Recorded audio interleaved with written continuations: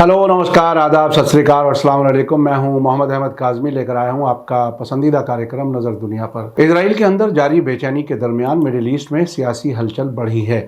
मिस्र के प्रेसिडेंट ने अचानक आज सुबह सवेरे रमज़ान की सहरी के खाने पर जद्दा में Saudi crown Prince Mohammad bin Salman से मुलाकात की और सुबह होते वापस चले गए। उधर जॉर्डन के किंग अब्दुल्ला और फ़िलिस्तीनी अथॉरिटी के प्रेसिडेंट महमूद अब्बास के दरमियान कल अम्मान में मुलाकात हुई है। इजराइल में इतमर बिन गवीर की फ़िलिस्तीनियों के खिलाफ प्राइवेट आर्मी बनाने की तजवीज़ को पार्लियामेंट ने पास कर दिया है। सीरिया पर इजरायली हमलों में 2 ईरानी फ़ौजियों के मारे जाने पर तेहरान ने जवाबी कार्रवाई की धमकी दी है और यमन जंग में होने वाले नुकसान के चौंकाने वाले आंकड़े सामने आए हैं।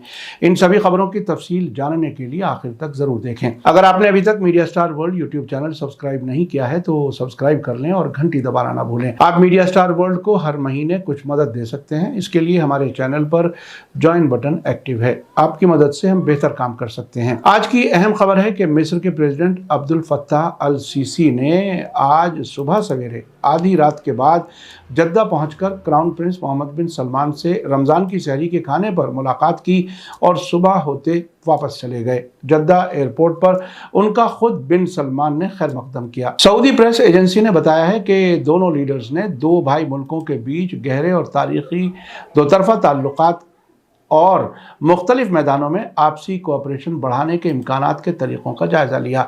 उन्होंने इलाकाई और इंटरनेशनल हालात और कॉमन चिंता के सभी मामलों से निपटने के अलावा उन्हें हल करने के लिए की गई कोशिशों पर भी बात की।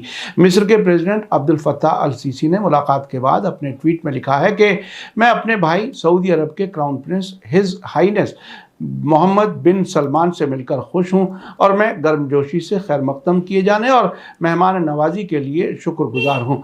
मुलाकात के दौरान सऊदी मिनिस्टर ऑफ स्टेट और नेशनल सिक्योरिटी सलाहकार डॉक्टर मुसैद बिन मोहम्मद अल एबान और स्टेट मिनिस्टर डॉक्टर इसाम बिन साद बिन सईद और मिस्र के जनरल इंटेलिजेंस के डायरेक्टर मेजर जनरल अब्बास कामिल भी मौजूद थे। मुलाकात के कुछ घंटे बाद ही मिस्र के प्रेसिडेंट वापस हो गए। कल संडे में ही जॉर्डन की राजधानी अम्मान में किंग अब्दुल्ला सेकंड ने फ़िलिस्तीनी अथॉरिटी के प्रेसिडेंट महमूद अब्बास और जेरूसलम के कुछ मुस्लिम और ईसाई मजहबी लीडर्स के साथ मुलाकात की और वहाँ के पाक मकामात की हिफाजत करने के लिए अपनी पाबंदी दोहराई है। टाइम्स ऑफ इजराइल ने जॉर्डन के शाही महल के बयान के हवाले से बताया है कि शाह अब्दुल्ला ने महमूद अब्बास की लीडरशिप वाले डेलीगेशन से कहा है कि जॉर्डन हमेशा आपके साथ रहेगा। यरूशलेम में पाक मकामात के खिलाफ इजराइल की कार्रवाई को रोकना हर मुसलमान की जिम्मेदारी है। दिलचस्प बात यह है कि जॉर्डन के शाही महल की तरफ से जारी बयान और टाइम्स ऑफ इजराइल की रिपोर्ट में मस्जिद अल अक्सा का खुलकर जिक्र नहीं किया गया है, बल्कि पाक मकामात की बात कहकर यहूदियों और ईसाइयों के मजहबी मकामात को भी बराबर दर्जा देने की बात की है, जबकि हमले सिर्फ मस्जिद अल अक्सा पर होते हैं। शाह अब्दुल्ला ने यरूशलेम में सबसे तनाव वाली टेम्पल माउंट इमारत पर अमन और दोस्ताना माहौल को बनाए रखने के लिए एक लंबी मुद्दत तक पाबंद रहने का ऐलान किया है, जिसमें इस्लाम का तीसरा सबसे अहम मुक़द्दस मकाम अल अक्सा मस्जिद भी मौजूद है। टेम्पल माउंट को 2 यहूदी मंदिरों के तारीखी मकाम के तौर पर भी देखा जाता है, जिसकी वजह से इसे यहूदी मजहब का सबसे पाक मकाम समझा जाता है।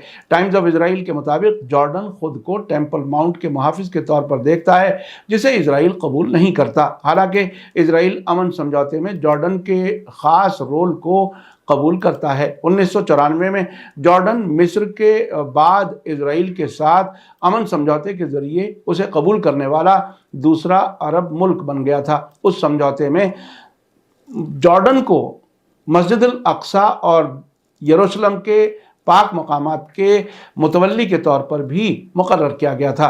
बहुत से फ़िलिस्तीनी ये नहीं मानते कि टेम्पल माउंट यहूदियों के लिए पाक मकाम है। उनका यहूदियों पर तकरीबन 100 साल तक मस्जिद को तबाह करने और इसे यहूदी मंदिर में बदलने की साजिश रचने का इल्ज़ाम है। इसे आमतौर से इजरायली नहीं मानते।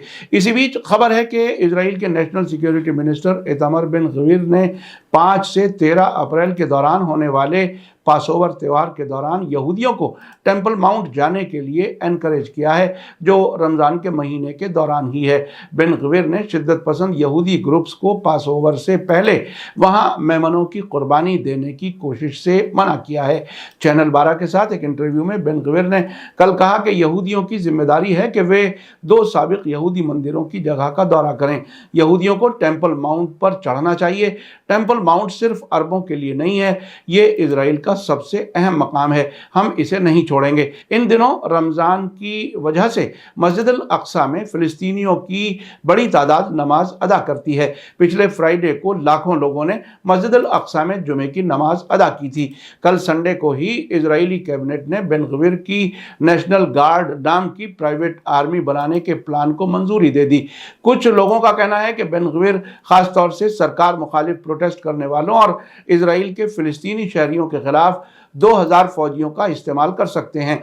टाइम्स ऑफ इजराइल के मुताबिक प्राइम मिनिस्टर बेंजामिन नेतन्याहू के ऑफिस का कहना है कि कैबिनेट ने नेशनल गार्ड फोर्स के क़याम के लिए मंजूरी दे दी है, लेकिन इजराइल की मौजूदा सिक्योरिटी एजेंसियों की एक कमेटी ये तय करेगी कि क्या नेशनल गार्ड पुलिस के तहत काम करेगा या सीधे बेन गवीर के हुक्म पर चलेगा, जैसा कि वो अब तक मांग करते रहे हैं। इसी बीच कल इजराइल की फॉरेन मिनिस्ट्री की तरफ से मुस्लिम मुल्कों के डिप्लोमेट्स और इजराइल के मुस्लिम लीडर्स को दी गई इफ्तार पार्टी में यूनाइटेड अरब एमिरेट्स और बहरीन के एम्बेसडर्स ने शिरकत नहीं की, जबकि तुर्की और मिस्र के एम्बेसडर्स और मोरक्को के लाइजा ऑफिस के सरबराह ने इसमें हिस्सा लिया और Israeli foreign minister Eli Cohen के साथ रोज़ा इफ्तार किया।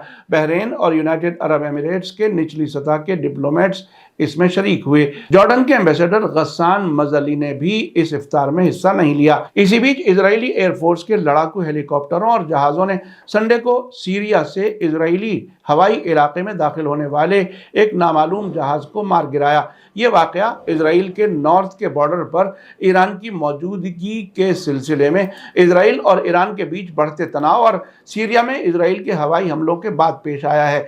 इसके दौरान कहीं भी हवाई हमले के सायरन नहीं बजाए गए। हिब्रू मीडिया ने कहा है कि फौज का मानना है कि जहाज ईरानी था।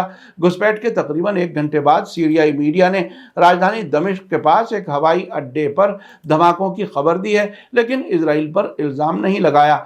इसी बीच सीरिया की राजधानी दमिश्क में संडे शाम एक कार बम धमाका हुआ, जिसमें किसी के मारे जाने की खबर नहीं है और हमले के लिए किसी ने जिम्मेदारी नहीं ली है। सीरिया की सरकारी न्यूज़ एजेंसी साना ने पुलिस सोर्स के हवाले से कहा है कि एक सिविलियन कार में बम धमाका हुआ, जिससे उसमें आग लग गई। सीरियाई होम मिनिस्ट्री का कहना है कि एक पिकअप ट्रक को निशाना बनाकर किए गए धमाके में 2 लोग मामूली तौर पर जख्मी हुए हैं और वाक़े की जांच जारी है। इसी बीच वेस्ट बैंक में फिलिस्तीनियों ने इजराइल की फौज के खिलाफ जवाबी कार्रवाइयां तेज कर दी हैं। पारस टुडे ने खबर दी है कि फिलिस्तीन के जिहाद इस्लामी और हमास ने अल खलील में अंजाम दी गई इजराइल मुखालिफ कार्रवाई का खैर मकदम करते हुए कहा है कि ज़ायोनियों ने मस्जिद अल अक्सा में नमाजियों पर जो हमला किया था, ये कार्रवाई उसका जवाब है। इजराइल की फ़ौज ने कल संडे की सुबह ये कन्फर्म किया था कि बैत उमैर नाम के इलाके में फ़िलिस्तीनियों ने कार्रवाई की है, जिसमें 3 फ़ौजी ज़ख्मी हुए हैं। एक और रिपोर्ट में बताया गया है कि फ़िलिस्तीनी ड्राइवर की कार्रवाई की वजह से इजरायली फ़ौजियों की एक जीप बैत लहम और अल खलील के बीच रास्ते में पलट गई। इजरायली रेडियो ने इस कार्रवाई की तरफ इशारा करते हुए कहा है कि ये ड्राइवर फिलिस्तीनी अथॉरिटी का सिक्योरिटी अफसर था।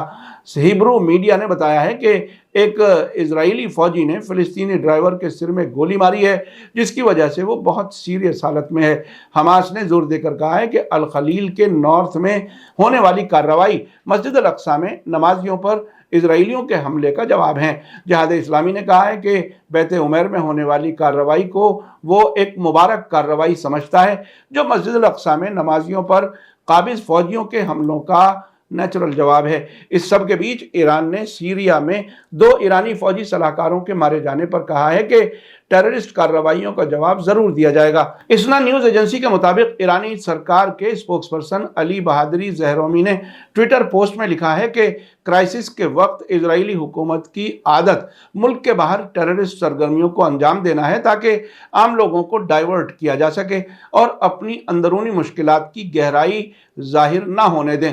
इसी बीच यमन से खबर है कि 8 साल की जंग में मुल्क बुरी तरह से तबाह हुआ है। पारस टुडे के मुताबिक यमन के खिलाफ 8 साल से जारी जंग में इंडस्ट्री और तिजारत को 167 अरब डॉलर का नुकसान हुआ है। यमन की हुथियों के जरिए चलाई जाने वाली नेशनल साल्वेशन सरकार की इंडस्ट्री एंड ट्रेड मिनिस्ट्री ने संडे को एक रिपोर्ट जारी करके बताया है कि सऊदी हमलों में यमन के निजी सेक्टर को बहुत ज़्यादा नुकसान हुआ है, जिसका अंदाज़ा 75 अरब डॉलर से ज़्यादा का लगाया जा रहा है। सऊदी हमलों में 12,000 से ज़्यादा तिजारती मरकज़ों को निशाना बनाया गया, जिसमें 12 अरब डॉलर का नुकसान हुआ है। 700 से ज़्यादा लोकल बाजार भी निशाना बनाए गए, जिससे 1 अरब 400 मिलियन डॉलर से ज़्यादा का नुकसान हुआ है। 8 बरस की जंग के दौरान यमन की तिजारत को 71 अरब 840 मिलियन डॉलर से ज़्यादा का नुकसान हुआ है। इंडस्ट्रीज़ में भी सरकारी और गैर सरकारी 96 बड़ी इंडस्ट्री तबाह हुई हैं। इस रिपोर्ट के मुताबिक 44,000 से ज़्यादा कारखाने और फैक्ट्रियां तबाह और बंद हुई हैं, जिसके नतीजे में 90,000 से ज़्यादा मजदूर और कारीगर बेरोजगार हुए हैं। यूनाइटेड नेशंस के मुताबिक यमन जंग में 2021 तक कुल मिलाकर 3,77,000 लोग मारे गए थे। 2018 तक 85,000 बच्चे भुखमरी से मर चुके थे और 40 लाख से ज़्यादा लोग बेघर हो चुके थे। आपने देखा कि ऐसा लगता है कि इजराइल सरकार की साजिशें पूरी तरह से सामने नहीं आ पा रही हैं।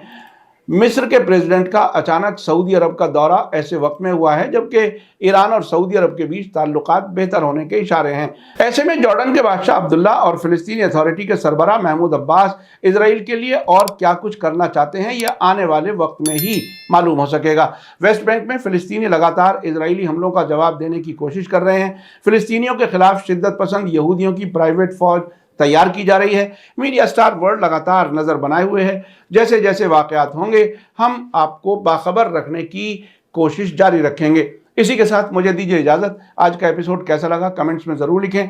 थैंक यू, धन्यवाद, शुक्रिया। जय भारत, जय हिंद। मीडिया स्टार वर्ल्ड के और वीडियो देखने के लिए हमारे चैनल को सब्सक्राइब करें और सीधे नोटिफिकेशन पाने के लिए बेल आइकन दबाएं।